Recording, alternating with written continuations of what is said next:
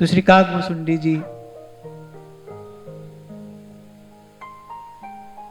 सुना रहे हैं गरुड़ जी को सब वृतांत कि किस प्रकार लोमश ऋषि के मन में किंचित क्रोध उत्पन्न हुआ और क्रोध के वश होकर मुनि ने मुझे श्राप दिया।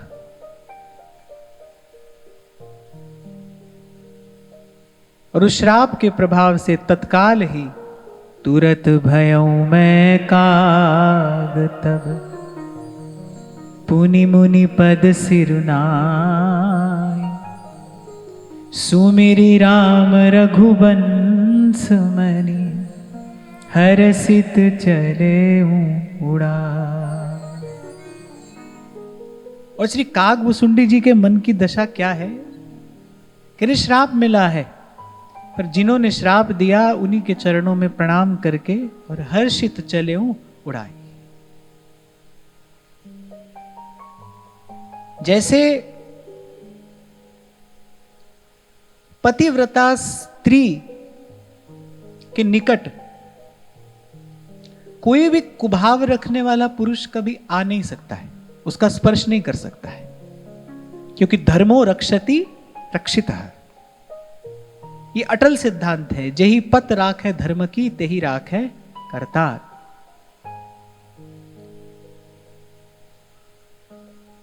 शास्त्र यहां तक कहता है कि किसी सती स्त्री को कुदृष्टि से देखने वाला तत्काल अधोगति को प्राप्त होता है। उसके निकट तो कोई जा ही नहीं सकता, उसका स्पर्श नहीं कर सकता है। ऐसे ही जिसके हृदय में अनन्य भक्ति है, उस भक्त का भी ऐसा सुदृढ़ विश्वास है और वस्तुतः ऐसा है ही कि अनन्य भक्त को भगवान की इच्छा के अतिरिक्त और कोई स्पर्श नहीं कर सकता है। तो काकभूसुंडी जी ने अपने मन में यही विचार किया, भाई जो हुआ है वो श्री रघुनाथ जी की इच्छा से हुआ है, मेरे हित के लिए हुआ है, मेरे कल्याण के लिए हुआ है। ये बहुत बड़ी बात है। देखो भक्त का हृदय कैसा होता है, कैसा होना चाहिए कि मुनि ने श्राप दिया और अकारण ही इतना बड़ा श्राप दे दिया। क्रोध के बस होकर मुनि ने इतना बड़ा श्राप दे दिया कि जा तू चांडाल पक्षी हो जा। और अगर हम थोड़ा विचार करें तो 1000 जन्म वो पहले के श्राप बस लेते आए हैं, उसके बाद ये ब्राह्मण का शरीर पाया और ऐसे ही सत्संग वार्ता करते करते और ऐसी स्थिति उत्पन्न हो गई कि लोमश ऋषि ने श्राप दे दिया। पर सब होने के बाद भी श्री काकभूसुंडी जी के मन में तनिक भी कोई क्षोभ नहीं है। ऐसा होता है भक्त का, संत का हृदय। यही बात श्री गोस्वामी जी कह रहे हैं, उमा जे राम चरण रत विगत काम मद क्रोध निज प्रभु मैं देखई जगत के ही सन करही विरोध। कभी आपको मैंने कहा था कि जैसे जलती हुई अग्नि का कोई चित्र खींच ले और उस चित्र को दिखाकर किसी से पूछे भाई ये क्या है, वो कहेगा अग्नि है। पर केवल देखने में ही तो अग्नि है, होने में अग्नि नहीं है। तो ऐसे बहुत बार ऐसा होता है कि हमारी भक्ति केवल देखने में भक्ति है लेकिन होने में नहीं है, क्योंकि भक्त का हृदय कैसा है। यानी उमा जे राम चरण रत, और ये बात कौन कह रहा है? महादेव कह रहे हैं।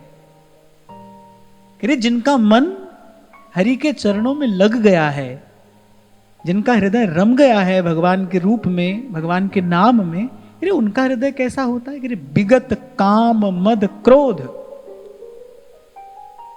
कोई कामना नहीं है।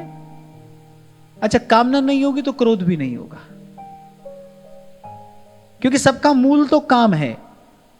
कामात क्रोध संजायते, गीता में भगवान कह रहे हैं। और बस ऐसे ही काम से क्रोध, और फिर क्रोध से बुद्धिनाश, और फिर ऐसे ही ये दुष्चक्र चलता है। मूल में काम है। इसीलिए श्री ध्रुवदास जी कहते हैं कि दुख को मूल सकामता, सुख को मूल निष्काम। निष्काम हुए बिना क्या कभी कोई सुखी हुआ है? नहीं हुआ है, हो नहीं सकता है। जब तक कामना का कांटा गड़ा है तब तक सुख नहीं है। पर कह रहे जो रमे हैं भगवत चरणारविंद में, जिनका मन चित्त तदाकार हो गया है, कह रहे विगत काम मद क्रोध, और कह रहे निज प्रभुमय देख ही जगत। अब देखो ज्ञान की बड़ी श्रेष्ठ अवस्था में आरूढ़ है लोमश ऋषि, उनके मन में भी क्रोध उत्पन्न हो गया, पर काकभुसुंडी जी को क्रोध नहीं आया। पदे पदे प्रकाशित हो रहा है, अपने आप प्रकाशित हो रहा है ये सिद्धांत कि भगवान की भक्ति ही सर्वश्रेष्ठ है। और फिर ज्ञान और वैराग्य तो भक्ति के पुत्र हैं। भक्ति ज्ञान और वैराग्य को उत्पन्न करने वाली है। ज्ञान से भक्ति नहीं है, भक्ति से ज्ञान है।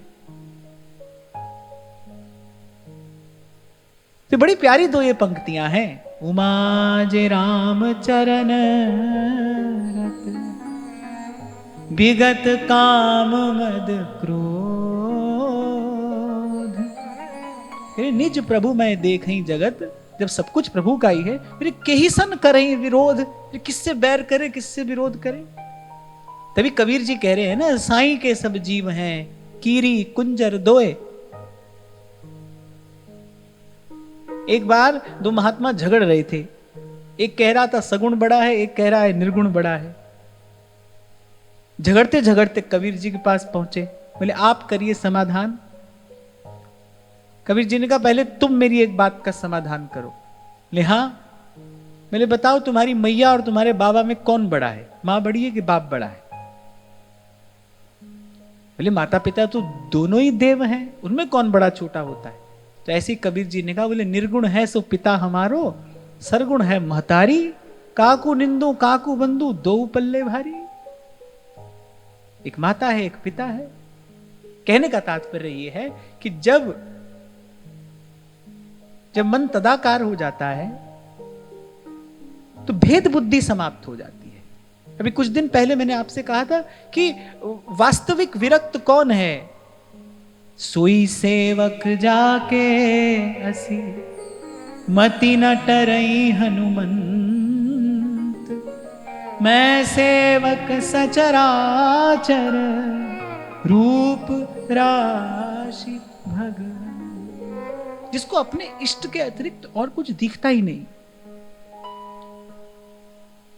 सब कुछ प्रभु का है, ये जानकर मानकर स्वार्थ से पूर्ण रूपेण विरत होकर जो मनसा वाचा कर्मणा परमार्थ में लगा है, वही अनन्य है। सोई अनन्य, वही सेवक है और वही वस्तुतः विरक्त भी है। सुन खगेश नहीं कछुरी सी दूसन। आहा, देखो दृष्टि कहां है? सारा खेल तो भाई इसी बात का है ना, जैसी दृष्टि है वैसी सृष्टि है। आपको दिखता क्या है? और जैसा मन होगा ना आपका, जैसा विचार, जैसा चिंतन होगा, वैसा ही आपको सब दिखाई पड़ेगा। इसीलिए महापुरुष कह रहे हैं जैसी दृष्टि वैसी सृष्टि। जैसी सृष्टि वैसी दृष्टि नहीं है, जैसी दृष्टि है वैसी सृष्टि है। एक ही समय में, एक ही काल में, एक ही परिस्थिति में एक व्यक्ति आनंदित है, एक व्यक्ति दुखी है। एक को क्या दिखाई पड़ रहा है, एक को क्या दिखाई पड़ रहा है? एक है वो सब सुख सुविधा साधन है उसके पास में है, वो बेचारा फिर भी दुखी है, उसको फिर भी भीतर से अभाव है।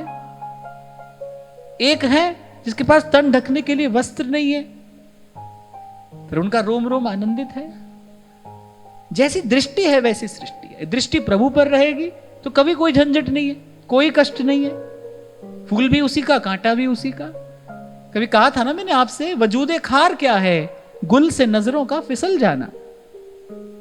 दृष्टि फूल पर रहे तो कोई कांटा नहीं है। एक बड़ी अच्छी बात एक पश्चिम का दार्शनिक कहता है, मुझे बहुत अच्छी लगी। उसने कहा कि जीवन भर आप सुख के पीछे भागते हो, सेंसुअल प्लेजर, पर उसने कहा कि there is one more important thing than pleasure. And what it is? उसने कहा पर्सपेक्टिव, दृष्टिकोण। आप जीवन भर क्षणभंगुर सुख के पीछे भागते हो, पर कोशिश करिए आपका दृष्टिकोण बदले, चेंज योर पर्सपेक्टिव, आपका दृष्टिकोण बदले, अपने जीवन के अभाव पर आपकी दृष्टि न जाए, जो प्रभु ने कृपा करके आपको दिया है उस पर आपकी दृष्टि हो। अगर मनुष्य हो, स्वस्थ हो, भारत भूमि है, संत हैं, सत्संग हैं, फिर तो भाई रोम रोम से धन्यवाद देना चाहिए प्रभु को, फिर तो कोई अभाव नहीं है। तो बात सारी दृष्टिकोण की है। आपका दृष्टिकोण क्या है, कैसी आपकी दृष्टि है। और यहां श्री काकभुसुंडी जी क्या कह रहे हैं गरुड़ जी से, सुन खगेश नहीं कछु ऋषि दूषण। बोले लेकिन गरुड़ जी आप अपने मन में श्री लोमश ऋषि के लिए कोई अन्यथा भाव मत लाना, बोले इसमें उनका कोई दोष नहीं है। उर प्रेरक रघुवंश विभूषण, बोले हमारे जीवन का एक एक विधान करने वाली तो श्री रघुनाथ जी की इच्छा है। जो हुआ है वो हरि इच्छा से हुआ है, उसका स्वागत है, हम आनंद में हैं। और प्रेरक रघुवंश विभूषण, बोले लोमश ऋषि ने कुछ नहीं किया, उनके हृदय में बैठे रघुनाथ जी ने ऐसी प्रेरणा की। कृपा सिंधु मुनिमति करि भोरी, आहा लीनी प्रेम परीक्षा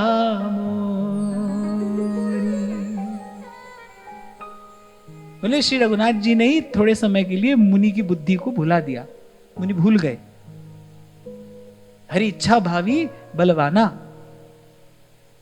फिर दोष नहीं है उनका, हमारी दृष्टि तो हमारे प्रभु पर रहती है। हमारे लिए जो हो रहा है वो हमारे प्रभु की इच्छा है, प्रभु की इच्छा से हो रहा है। अगर जीवन में सदा रहने वाली शांति चाहते हो तो इसी बात का अभ्यास करो, इसी भाव का अभ्यास करिए कि भाई जो हो रहा है वो प्रभु की इच्छा से हो रहा है, और जो करने वाले हैं उनका स्वरूप क्या है, मंगल भवन अमंगल हारी।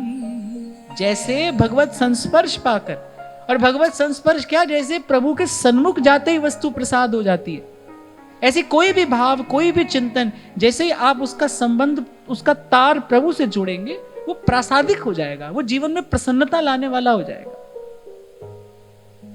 कभी आपसे मैंने कहा था, या तो कर्म के बंधन में बंधे रहो, या तो प्रारब्ध का खिलौना बने रहो। कर्म करोगे फिर जो जस करे ही सो तस फल चाखा, कभी भला होगा कभी बुरा होगा, ऐसे कभी सुख आएगा कभी दुख, और ऐसे ही द्वंद्व युक्त जीवन रहेगा। या फिर अपनी डोर दे दो प्रभु के हाथ में, दीना बंधु दीनाना, ये कहकर और अपनी डोर दे दो प्रभु के हाथ में कि अब जैसे आप नचाएं मैं नाचूं, जचे जिस तरह नाच नचाओ थे मन भायो जी। और जहां से आज मैंने चर्चा आरंभ की ना, जैसे पतिव्रता स्त्री को कोई भी पुरुष कुभाव से स्पर्श नहीं कर सकता, ऐसे अनन्य भक्त को भगवत अच्छा इच्छा के अतिरिक्त और कुछ स्पर्श नहीं करता। उसके जीवन में छोटा बड़ा जो घटेगा, जो घटना उसके जीवन में घटेगी, उसके मूल में भगवान की इच्छा होगी। भगवान ले लेते हैं जब डोर अपने हाथ में, फिर जीव हो जाता है सबसे न्यारा। हाँ, पर इसके लिए 100% ईमानदारी भरा समर्पण चाहिए। ऐसे मन में आशा भी रखे रहो किसी और की, मन के संकल्प विकल्प भी चलते रहें और आप ऐसे कहते रहो ना, तब बात नहीं बनेगी। ईमानदारी से, दृष्टि प्रभु से हटकर कहीं जाए ही नहीं। मैंने तो ये घटना आपको सुनाई, आपने सुन ली, लेकिन आज जाकर आप इसका विचार करना कि अकारण ही लोमश ऋषि ने कितना बड़ा श्राप दे दिया। नेक सा क्षोभ काकभुसुंडी के हृदय में नहीं है। इसको कहते हैं सदा स्थिर रहने वाली शांति। बड़े बड़े ऋषि मुनि, त्यागी, तपस्वी, उनके मन में भी क्षोभ पैदा हो जाता है, क्रोध उत्पन्न हो जाता है, कभी काम, कभी क्रोध और कभी कुछ और। पर देखो भगवान के भक्त कैसे हैं, भगवान के प्यारे संत कैसे हैं, कितनी बड़ी घटना घट गई, उनके मन में नेक भी क्षोभ नहीं है, रोष है ही नहीं। उल्टे गरुड़ जी को और समझा रहे हैं, आप कुछ अन्यथा मत सोच लेना, जो हुआ कृपा सिंधु मुनिमति करी भोरी। प्रभु ने थोड़े समय के लिए मुनि की बुद्धि को ऐसा कर दिया। क्यों कर दिया? लीनी प्रेम परीक्षा मोरी, लीनी प्रेम परीक्षा। अच्छा, और परीक्षा भी कैसी लिए? बोले कठिन परीक्षा नहीं, बोले प्यार से। लीनी प्रेम परीक्षा मोरी। दो अर्थ हैं इसके। एक तो मेरे प्रेम की परीक्षा ली, एक तो मेरे प्रेम की परीक्षा ली, और ऐसे सब प्रेम मेरी परीक्षा ले ली। मन वच क्रम मोहि निज जन जाना, मुनि मति पुनि फेरी भगवान। अभी कुछ दिन पहले मैंने आपसे कहा था कि भक्त के लिए भगवान सृष्टि का नियम बदल देते। अपना मान टले टल जाए, भक्त का मान न टलते देखा। और प्रबल प्रेम के पाले पड़कर प्रभु को नियम बदलते देखा।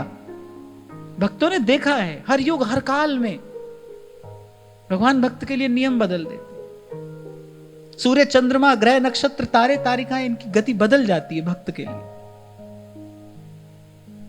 जब हाथ में विष का प्याला था और मीरा जी लगाने वाली थी अपने मुख से, और वो सखियां सहचरियां चिल्ला रही थी क्योंकि उदाबाई ने बता दिया था ये विष है, मीरा ने कहा कि अरे धैर्य धरो, बड़े कौतुकी हैं मेरे नाथ, वो एक क्षण में जाने क्या से क्या कर दें। ये मेरे नाथ बड़े कौतुकी हैं। कौतुकी माने बोले उनको खेल खेलना प्रिय है, बड़े खिलाड़ी हैं, बोले एक क्षण में जाने क्या कर दें, तो इसलिए धैर्य रखो। मुनि ने धैर्य नहीं छोड़ा। और जब प्रभु ने ये देखा कि भाई ये वस्तुतः मनसा वाचा कर्मणा हमारा है, कैसे पता चला कि ये न गुण देख रहा है न दोष, इसकी दृष्टि केवल हम पर है, और जिसकी दृष्टि सतत प्रभु पर है उसके लिए क्या अच्छा है क्या बुरा है। लाली मेरे लाल की जित देखूं चित लाल, उसको हर घड़ी आनंद ही आनंद है, उसके जीवन में शिकायत है ही नहीं। शुक्रिया है तेरा, शुक्रिया है तेरा, शुक्रिया है। कह रहे जिन्होंने एक क्षण पहले मुनि की बुद्धि को फेरा था, उन्होंने एक क्षण बाद फिर फेर दिया। जब प्रभु ने जान लिया कि भाई ये मन वचन कर्म से हमारा है, हमारे अतिरिक्त कुछ और देखता नहीं, हमारे अतिरिक्त कुछ और जानता नहीं। पर यहां मैं बड़ी विनम्रता पूर्वक कहूं कि बड़ी बड़ी ऊंची योग्यता चाहिए ऐसी परीक्षा में उत्तीर्ण होने के लिए। नेक हमारा कोई अपराध कर दे, वाणी से कर दे, कर्म से कर दे, हमारा मन तो तत्काल क्षोभित होता है, हम ना कुछ कर पाए, पर मन में क्षोभ तो होता है। भले संत की गुरुजनों की बात का स्मरण करके हम किसी प्रकार खींचतान कर अपने मन का समाधान करने का प्रयास करें, पर सहज मन में क्षोभ तो हो ही जाता है ना। पर यहां भगवान क्या देख रहे हैं, बोले काकभूषुंडी जी के मन में नेक क्रोध नहीं आया, उनका आनंद जो का त्यों बना है। आप देखो ब्राह्मण से सीधा कौवा होने को कह दिया मुनि ने, कितनी बड़ी बात है, पर वो अपने आनंद में है। जेहि जोनि जन्म करम तहाँ राम पद अनुराग। यही तो वास्तविक निर्भयता है। भयभीत नहीं हुए काकभूषुंडी, भयभीत नहीं हुए। तत्तिवाव न लग गई पार ब्रह्म सरना, भय नहीं लगा। इसलिए कह रहे हैं तेरे सेवक को पौ किछ नाही। मुनि के श्राप से भी भयभीत नहीं हुए, और श्राप भी कोई छोटा श्राप नहीं मिला। मुनि ने एक प्रकार से अधोगति में जाने को कह दिया, लेकिन फिर भी भयभीत नहीं है। प्रभु हैं हमारे संग, हमारे स्वामी हैं, सो दुख कैसो पावे। बड़ी बात यह कि प्रभु संग रहे, प्रभु का स्मरण रहे, प्रभु को भूल ना जाए। जेहि जोनि जन्मौ कर्म बस तह राम पद अनुराग। तो मन बच क्रम मोहि निज जन जाना, मुनिमति पुनि फेरी भगवान। भगवान ने फिर मुनि की बुद्धि फेरी। ऋषि मम महत शीलता देखी, राम चरण विश्वास विसेखी। ऋषि ने मेरा महान पुरुषों का सा स्वभाव देखा। महान पुरुषों के 3 लक्षण यहां गोस्वामी जी बता रहे हैं, धैर्य, अक्रोध और विनय। ये किसी भी काल में जो इन तीनों को न छोड़े, ना तो धैर्य छोड़े। धैर्य बना रहेगा एक भाव से कि भाई प्रभु सदा हमारे संग हैं। और मैंने आपसे कभी कहा था कि भगवान केवल संग नहीं, भगवान सदा सहाय भी हैं। भगवान सदा संग भी हैं और भगवान सदा सहाय भी हैं। इस बात को जानकर मानकर कभी धैर्य ना छोड़े, धैर्य ना छूटे। धैर्य छूटते ही पांव कुपथ पर पड़ जाएगा, भक्ति व्यभिचारिणी हो सकती है। अगर धैर्य छूटा तो पांव कुपथ पर पड़ेगा, सतपथ छूट जाएगा। धैर्य ना छूटे। फिर महान पुरुषों का लक्षण है कि प्रतिकूल से प्रतिकूल परिस्थिति आ जाए पर धैर्य नहीं छोड़ते। प्रभु हैं, ये सत्य तो कभी किसी काल में बाधित नहीं है ना भाई। प्रभु हैं, वो है। स्थान तो हम अपना छोड़ते हैं, मति गति तो हमारी डोल जाती है। प्रभु तो सदा अपने स्थान पर हैं, अखंड रूप से विराजमान है। भूल भी हमसे होती है, भ्रमित भी हम हो जाते हैं। ये सब तो हमारे से होता है। तो कह रहे एक तो धैर्य और एक अक्रोध। क्रोध ना हो। आप सोचो कि लोमश ऋषि ने श्राप दिया और काग भुसुंडी भी मन ही मन कुछ कह देते, वो भी ब्राह्मण थे, वो भी कुछ कह देते, फिर प्रभु बीच में क्यों आते? फिर तो प्रभु कहते भाई इन दोनों ने अपना लेना देना कर लिया, जिसके पास जितनी सामर्थ्य उसने उस सामर्थ्य से कर लिया, अब हम क्यों आएंगे? वहां जब द्रौपदी ने क्षमा किया गांधारी के कहने पर, श्राप देने को उद्यत थी याज्ञसेनी, गांधारी ने कहा कि ना बेटी इनको श्राप मत देना, ये तेरे अपने हैं, ये कुल नष्ट हो जाएगा। फटकारा गांधारी ने धृतराष्ट्र को कि अगर ये सती स्त्री आपको श्राप दे दे, इसका तप, इसका तेज मैं जानती हूं। एक स्त्री का दुख एक स्त्री समझ सकती है, मैं समझती हूं कि इसके जीवन में तो पल पल विधाता ने संघर्ष की रचना कर दी है, पर फिर भी मैं जानती हूं कि ये सती है, ये साध्वी है। अगर ये आपको श्राप दे दे तो मेघ आपके राज्य में जल बरसाना छोड़ देंगे, नदियां आपको जल देना बंद कर देंगी, सूर्य चंद्रमा क्रोधित हो जाएंगे, आपके राज्य में अकाल पड़ेंगे, दुर्भिक्ष पड़ेंगे, अनंत काल तक आपका अपयश होगा। फटकारा गांधारी ने धृतराष्ट्र को और द्रौपदी को विनय पूर्वक कहा बेटी इनको श्राप मत देना। यद्यपि द्रौपदी क्रोध और पीड़ा में भरी श्राप देने को उद्यत, लेकिन गांधारी के कहने पर रुक गई। और जब रुक गई, जब क्षमा दान दिया, फिर भगवान ने वो डोर अपने हाथ में ली। भगवान ने कहा ये कार्य हम करेंगे।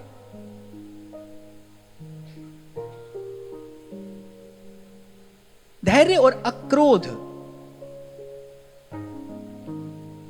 अक्रोध की स्थिति कब सिद्ध होती है?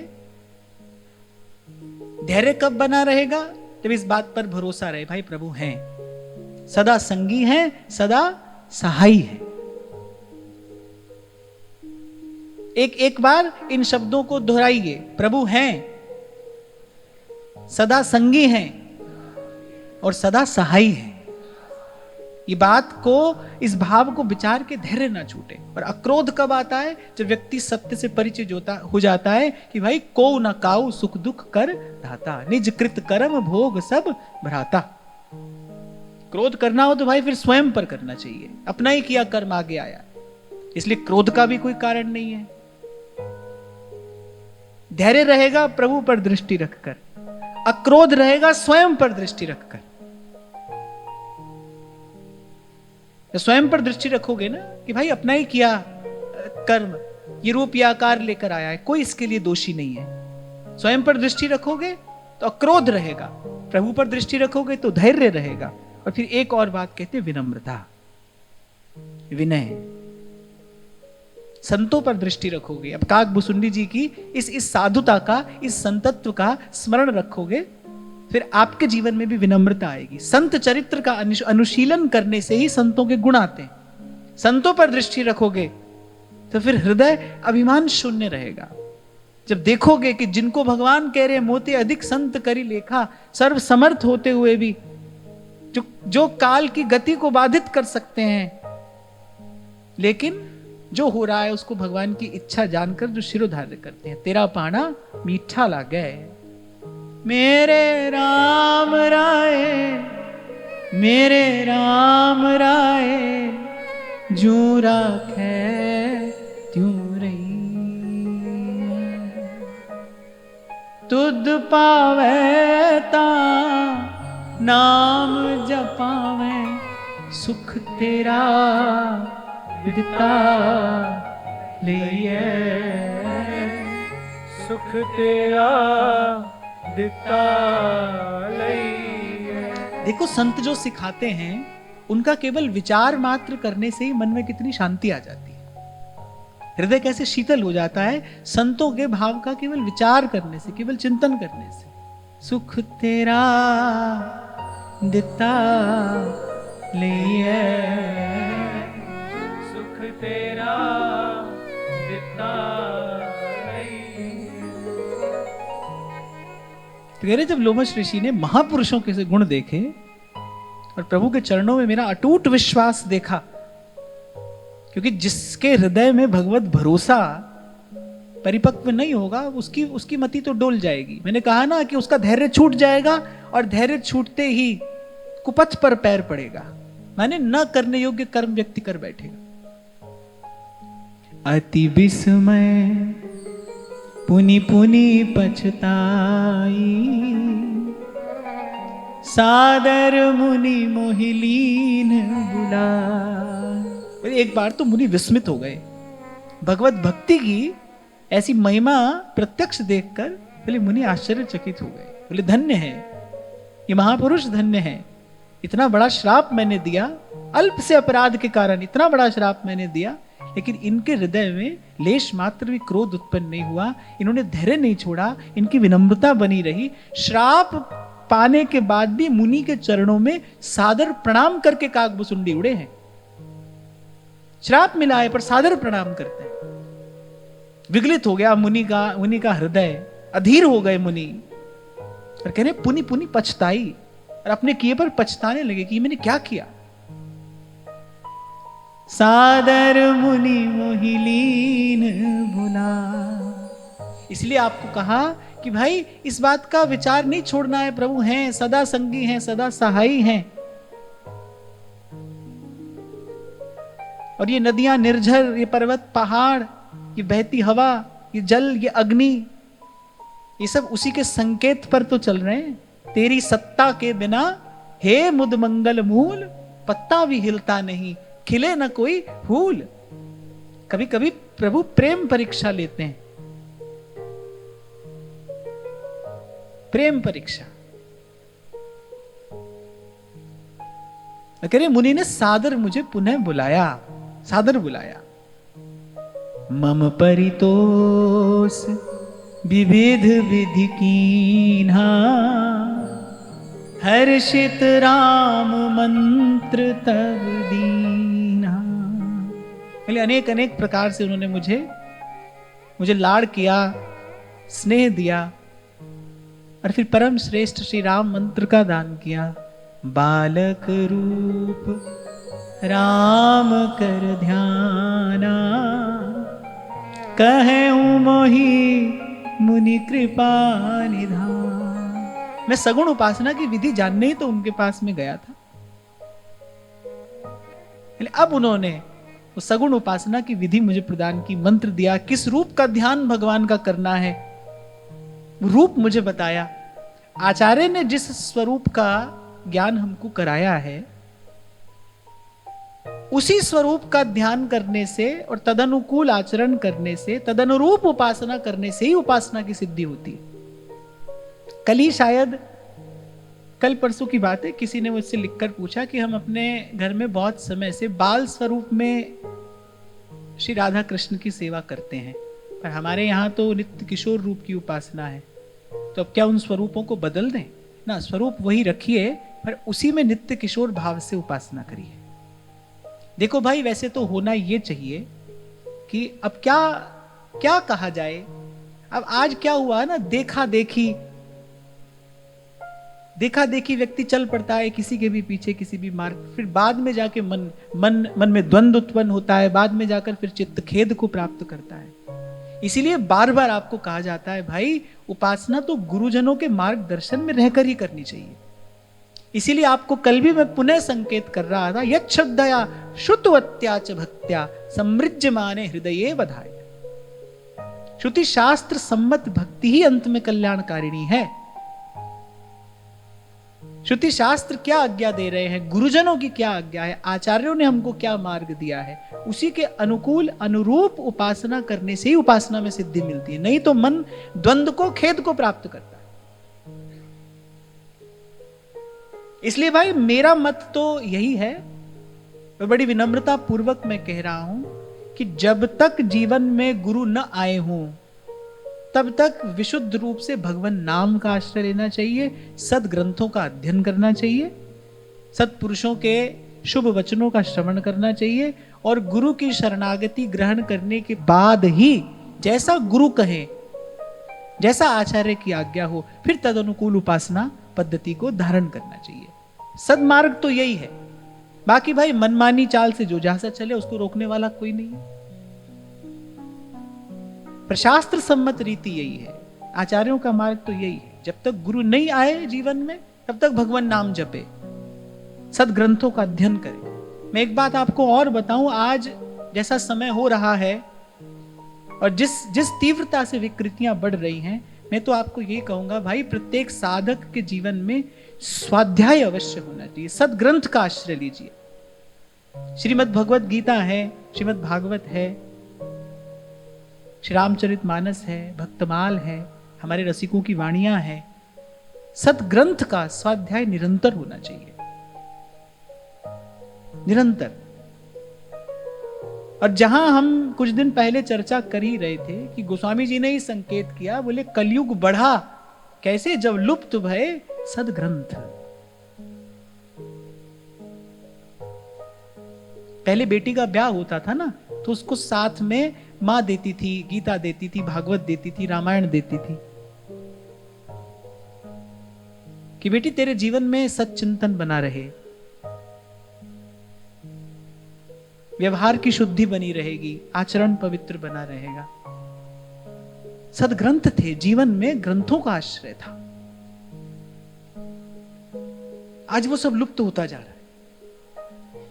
मैंने तो अपने जीवन में बहुत बार इस बात का अनुभव किया कि जिन लोगों के जीवन में किसी ना किसी प्रकार से कोई सदग्रंथ बना रहा है ना, सदग्रंथ का आश्रय जिनके जीवन में रहा है, कभी इधर उधर पांव पड़ भी गया हो तो फिर सही मार्ग पर जीवन की गाड़ी आ जाती है।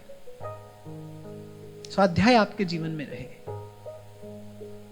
यही वास्तविक सत्संग है।